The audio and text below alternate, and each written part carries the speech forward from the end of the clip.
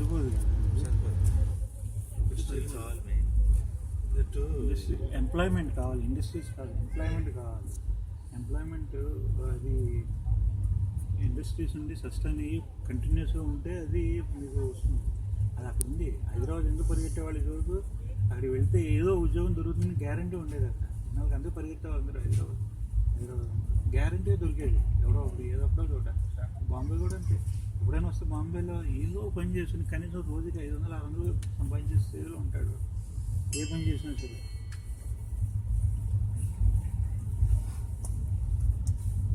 ఆ గ్యారంటీ లేదు ఇప్పుడు, అందరిలో లేదు ఆ గ్యారంటీ.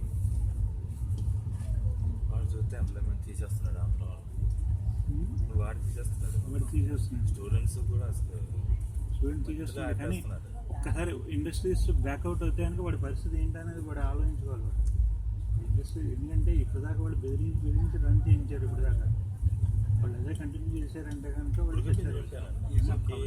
నాకు తెలిసి 2 మెయిన్ కంపెనీస్ హైజీన్ అని ట్రాక్స్కి టీషర్ట్స్ ఫేమస్. ఆంధ్ర ఆవిడది, కాకినాడ ఆవిడది.